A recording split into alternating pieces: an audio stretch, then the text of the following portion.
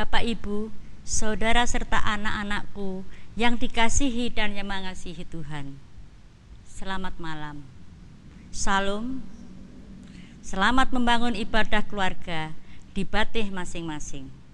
Sungguh kita bersyukur kepada Tuhan Yesus yang sudah bangkit. Walaupun kita tidak bisa membangun ibadah Patuan Brayat seperti biasanya, namun kita masih bisa melakukan ibadah di keluarga batih masing-masing. Kita berdoa pandemi COVID-19 segera berakhir, sehingga kita bisa melakukan ibadah Patuan Brayat seperti biasanya. Bapak, Ibu, serta saudara-saudaraku sekalian, ibadah pada malam hari ini akan dilayani oleh Bapak Penatua Jo Haryanto. Untuk itu, saya mengundang Bapak, Ibu, saudara serta anak-anakku semua untuk bangkit berdiri. Kita akan memuji dari Kidung Pasamuan Jawi nomor 28 bait 1 dan 2.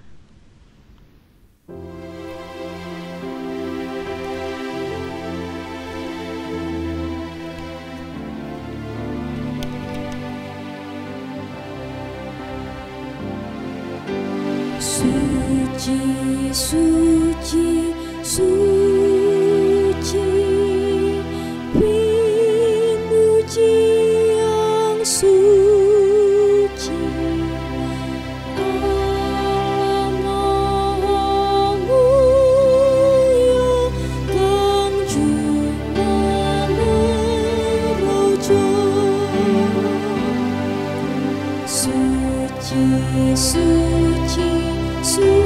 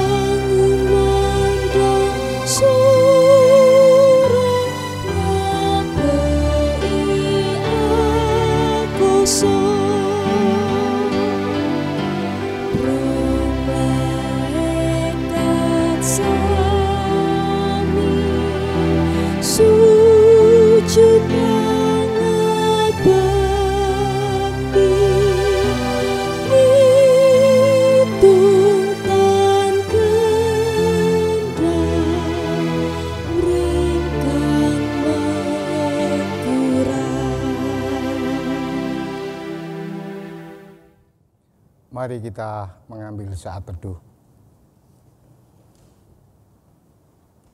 Ibadah Patuan Brayat di keluarga batih masing-masing pada malam hari ini kami lakukan dalam nama Tuhan yang menciptakan langit dan bumi.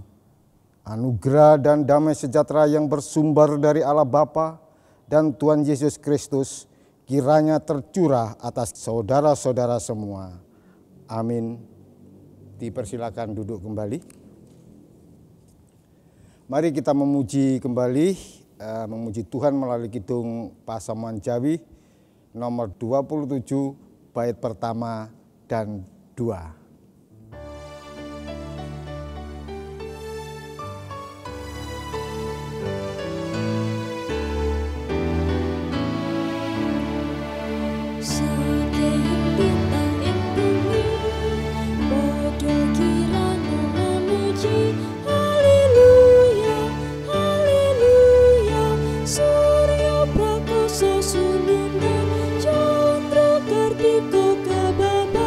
Puji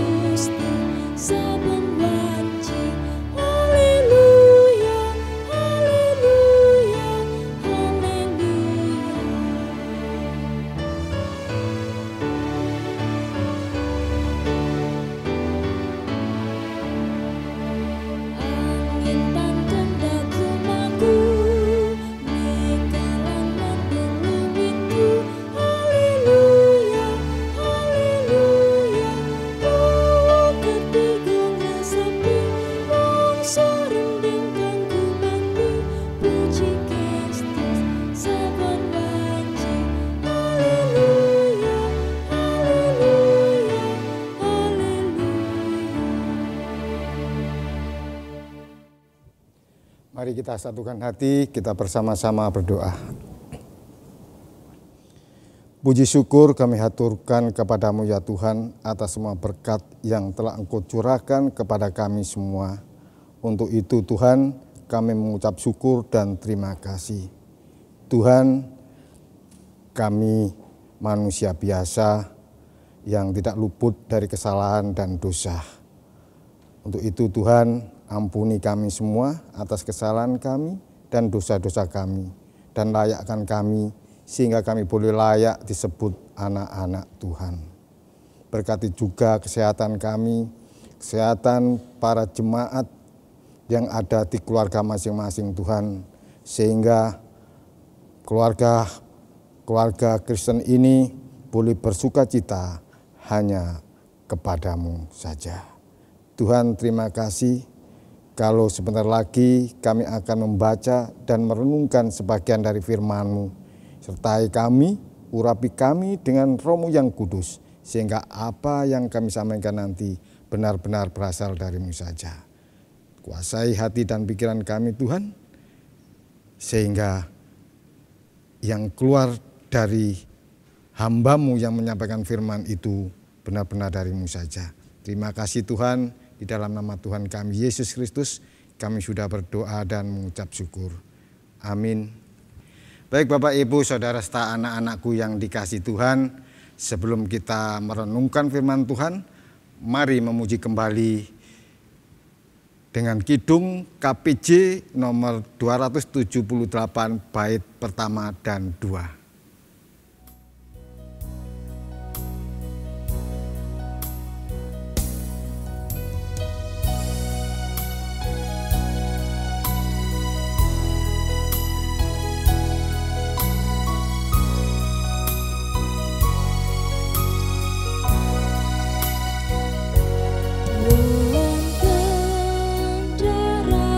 Suci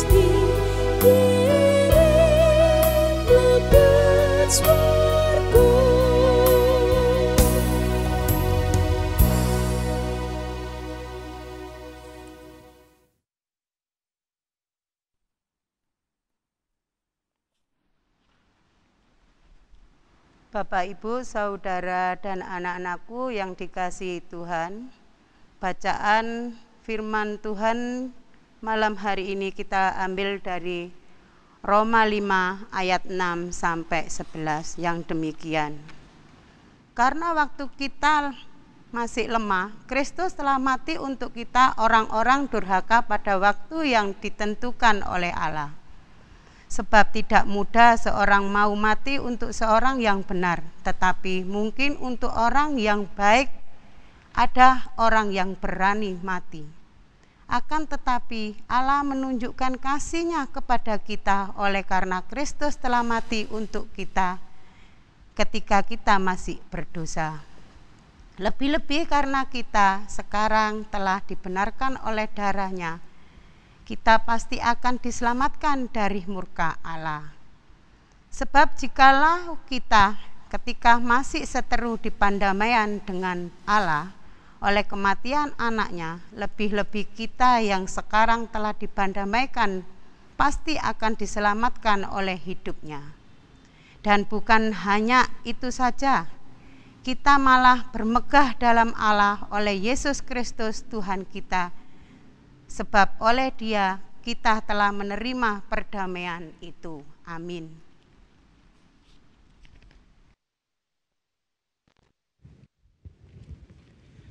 Terima kasih. Berbahagialah setiap kita yang membaca dan merenungkan, terlebih melakukan firman Tuhan dalam kehidupan kita sehari-hari. Mari kita memuji Tuhan kembali melalui KPJ nomor 435 bait pertama dan 2.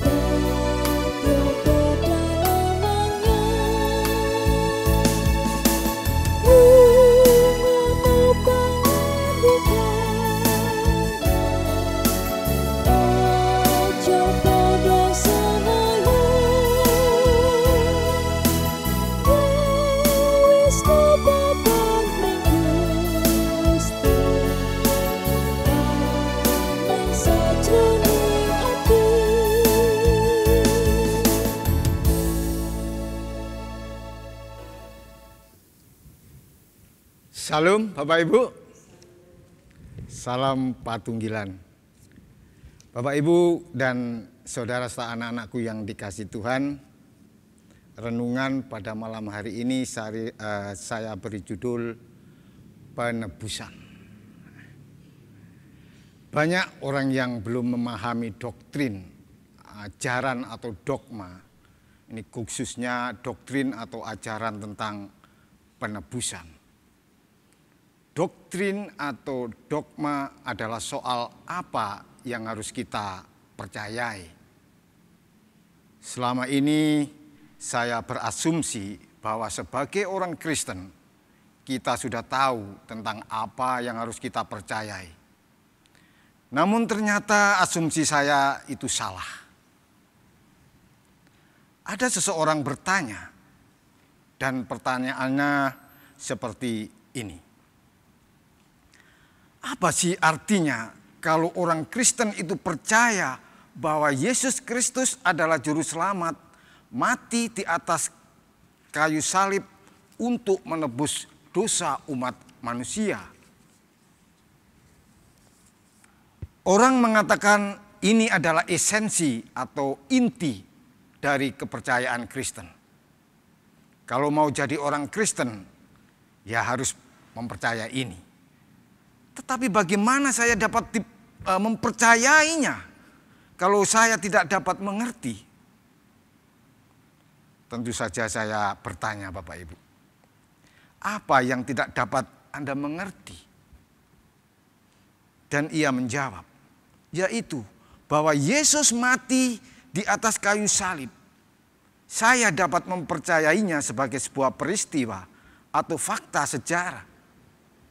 Tetapi yang tidak masuk di akal ialah bagaimana hanya karena Yesus mati di atas kayu salib, lalu seluruh umat manusia ditebus, diampuni, diselamatkan dari dosa-dosanya. Saya lalu bertanya kepada diri saya sendiri, iya ya, apa yang selama ini saya pikir semua orang Kristen dengan begitu saja mempercayainya, ternyata bagi orang lain tidak dapat dipahami dan oleh karena itu tidak dapat dipercayai. Itu sebabnya saya ingin membahas mengenai doktrin atau ajaran, khususnya tentang penebusan. Dengan demikian, kalau Bapak, Ibu, Saudara, serta anak-anakku sendiri masih bingung, atau kalau Bapak, Ibu, Saudara mesti menjelaskannya kepada orang lain, ini mudah-mudahan dapat sedikit menolong. Roma 5 ayat 8-9 berbunyi, akan tetapi Allah menunjukkan kasih-Nya kepada kita oleh karena Kristus telah mati untuk kita ketika kita masih berdosa. Lebih-lebih karena kita sekarang telah dibenarkan oleh darah-Nya, kita pasti akan diselamatkan dari murka Allah. Jadi ayat-ayat ini memang menegaskan dengan amat jelas bahwa Allah mengasihi kita. Kasih Allah itu dinyatakan dengan pengorbanan putranya sendiri, Yesus Kristus, sampai mati untuk kita. Dan karena korban Kristus itu, karena kematian Kristus itu, dan karena darah Kristus itu, kita dibenarkan. Bahkan dikatakan pasti akan diselamatkan. Apa yang harus kita percayai jelas. Doktrinnya jelas. Yang belum jelas adalah bagaimana kita menjelaskannya. Bapak, Ibu, saudara-saudaraku dan anak-anakku yang dikasihi Tuhan, kita mengenal apa yang disebut sebagai hukum sebab akibat. Misalnya, kalau kita bermain api, akibatnya terbakar. Kalau bermain air, akibatnya basah. Ini jelas. Tetapi kalau saya katakan kita bermain api lalu akibatnya basah, atau kalau kita bermain air akibatnya terbakar, tentu tidak jelas lagi. Ini yang mesti dijelaskan. Yesus mati di atas kayu salib, baik, kita menerima itu. Kita diselamatkan oleh Allah. Kita menerimanya.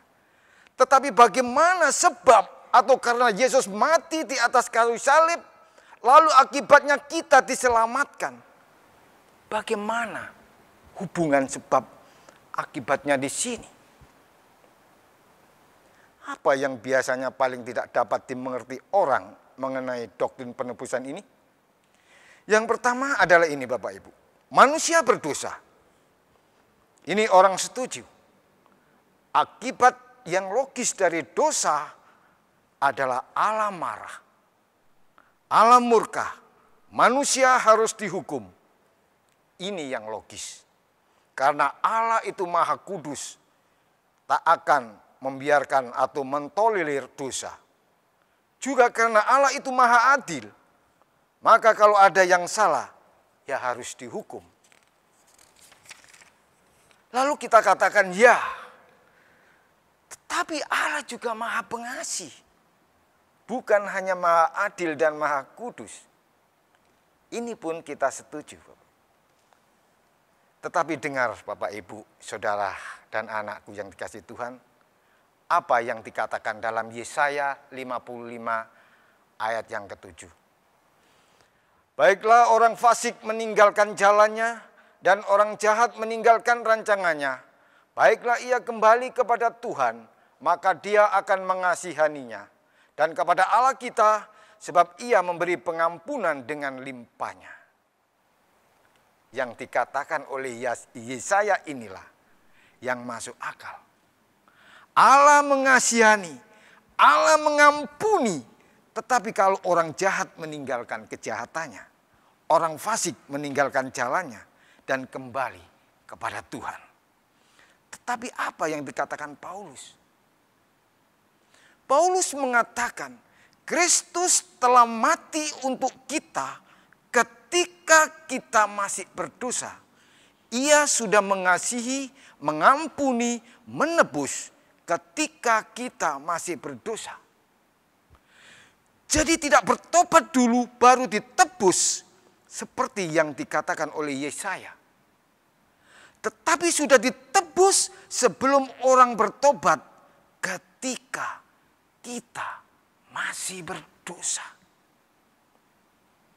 Ini yang sulit ditangkap oleh akal sehat manusia. Dan menurut hemat saya, memang tidak masuk akal. Tetapi itulah yang terjadi dan kita harus menjelaskannya.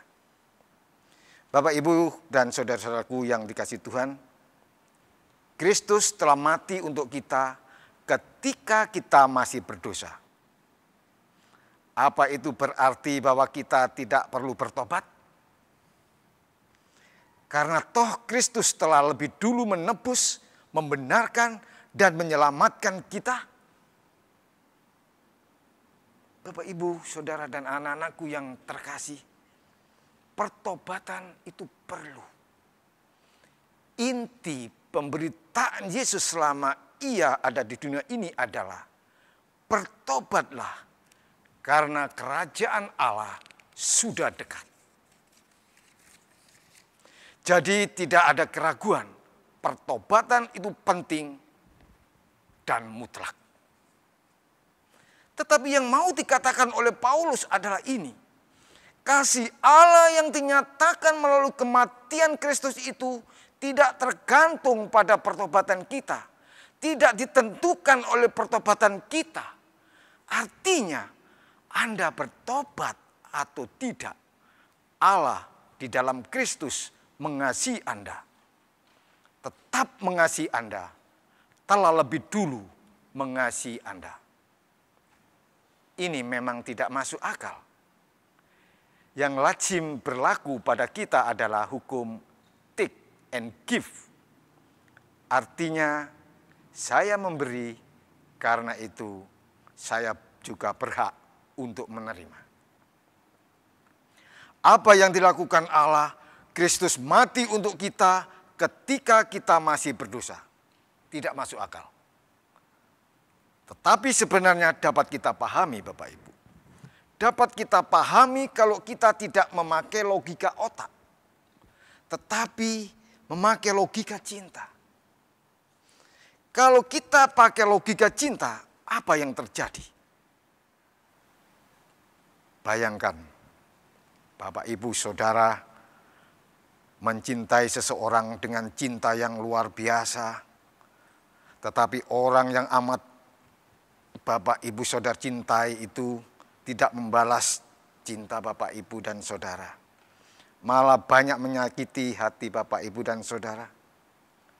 Apa yang Bapak, Ibu lakukan dalam situasi seperti ini?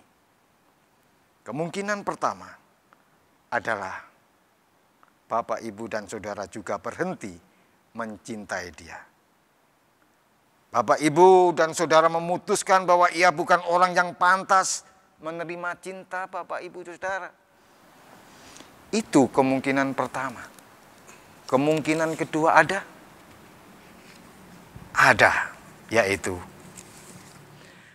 karena cinta Bapak, Ibu, Saudara yang begitu luar biasa, Bapak, Ibu tetap mencintainya walaupun harus menderita luar biasa. Seorang ibu yang terus mencintai anaknya, sekalipun anaknya tidak pantas untuk dicintai. Ibu yang sudah memaafkan anaknya sebelum anak itu menyadari kesalahan dan meminta maaf kepadanya. Tidak masuk akal. Tetapi bisa kita pahami, bukan? Dan itulah yang Allah lakukan bagi kita. Ia tetap mengasihi kita, tidak peduli apakah kita mengasihi Dia atau tidak. Ia sudah menebus dan memaafkan kita, tidak peduli apakah kita sudah bertobat atau belum. Kristus sudah mati untuk kita ketika kita masih berdosa. Dan karena itu pula ia menderita. Ia mencintai kita, tetapi yang kita lakukan adalah menyakiti hatinya. Jadi Bapak, Ibu, Saudara, dan anak-anakku yang terkasih, kita perlu bertobat atau tidak? Pada satu pihak, kita memang tidak perlu bertobat. Kalau pertobatan itu kita maksudkan untuk memperoleh kasih Allah.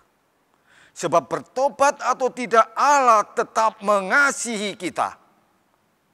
Namun pada lain pihak, saya harus mengatakan, kalau Anda mau benar-benar mengalami kasih Allah itu dalam hidup Anda, kalau Anda mau penebusan dan penyelamatan Allah itu betul-betul real, betul-betul efektif, Anda harus bertobat.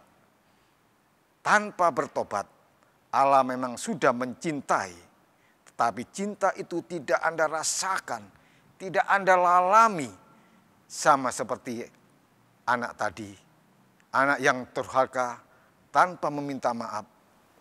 Ibunya memang sudah memaafkan dia, tetapi maaf itu baru ia rasakan, ia alami kalau anak itu bersedia datang dan memperbaiki hubungannya dengan ibunya.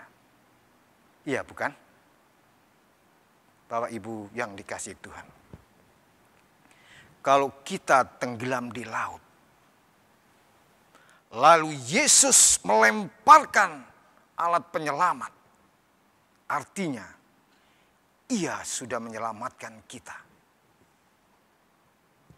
Tetapi apakah dengan begitu otomatis kita benar-benar selamat? Tentu tidak. Itu tergantung apakah kita mau menerima alat penyelamat itu. Apakah kita memang benar-benar mau diselamatkan? Sebab kita juga berhak dan bebas untuk menolak.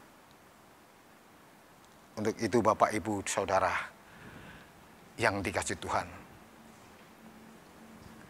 kalau Bapak, Ibu, Saudara ingin merasakan penebusan dan penyelamatan itu benar-benar real di dalam hidup kita, mari kita datang dan memperbaiki hubungan dengannya. Tuhan memberkati.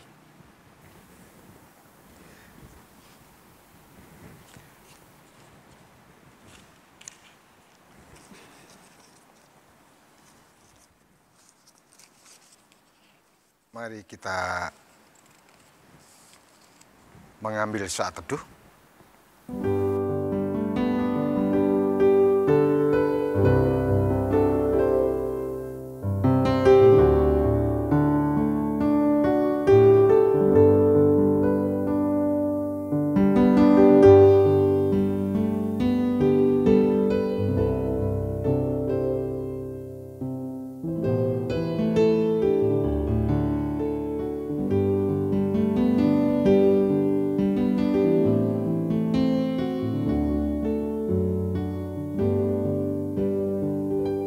Selesai. Tibalah saatnya kita bersyukur dengan mengumpulkan persembahan diiringi pujian KPJ nomor 157 bait pertama dan kedua.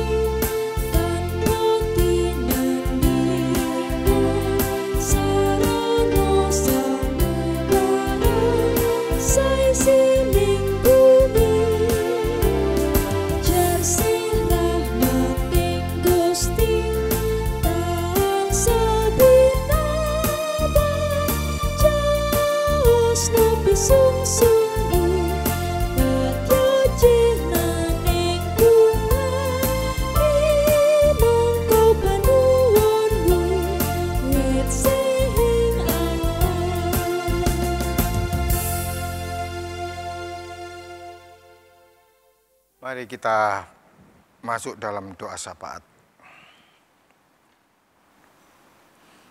Kembali kami hadir ke hadapan-Mu yang kudus ya Tuhan, serta mengucap syukur, terima kasih. Terima kasih atas firman-Mu.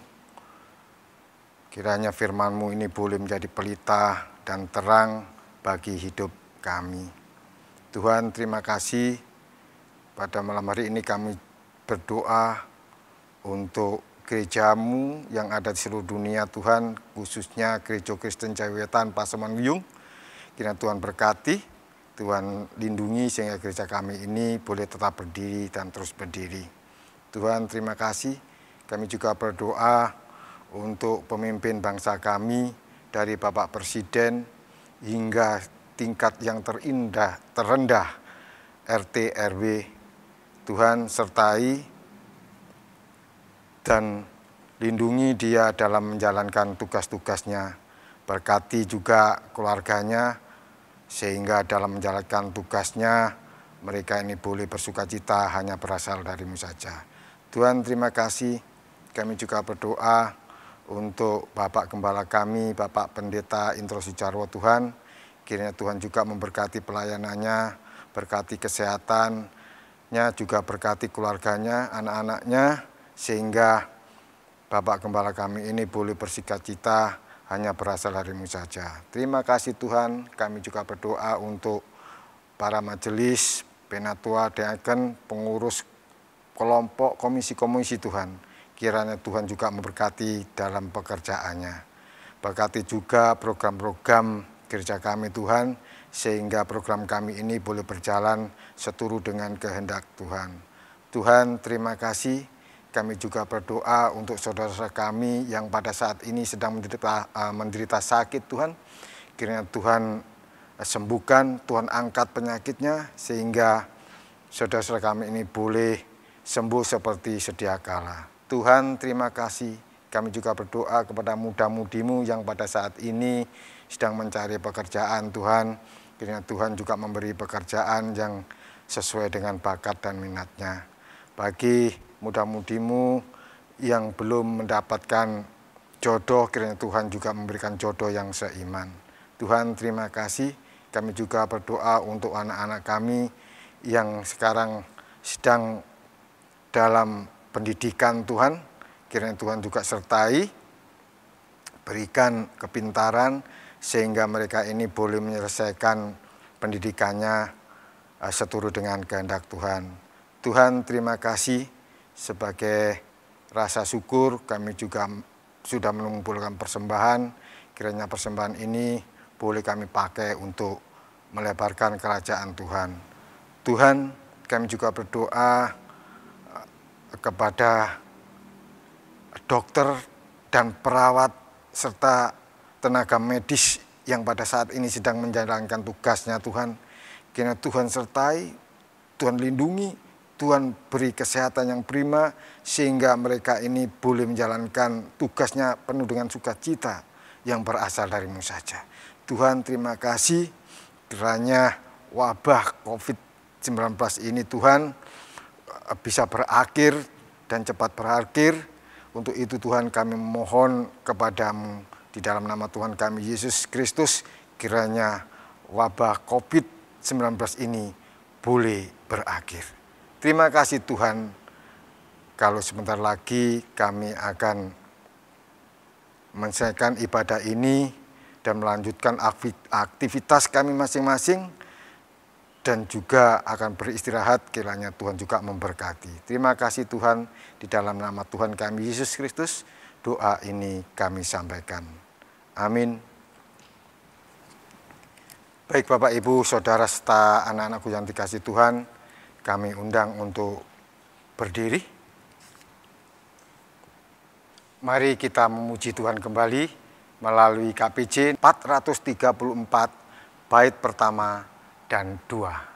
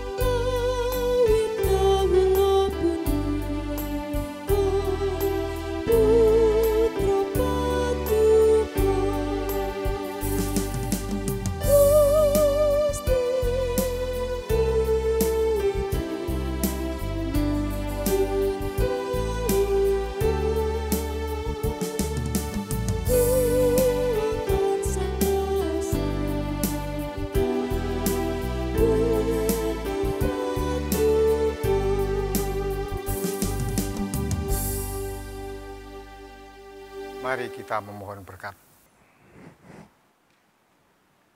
Tuhan memberkati engkau dan melindungi engkau. Tuhan menyinari engkau dengan wajah-Nya dan memberi engkau kasih karunia. Tuhan menghadapkan wajah-Nya kepadamu dan memberi engkau damai sejahtera. Amin. Dipersilakan duduk kembali.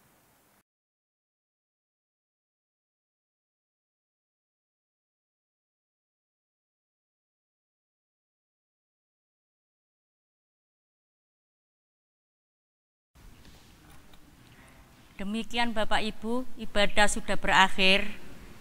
Selamat malam, Tuhan memberkati. Amin.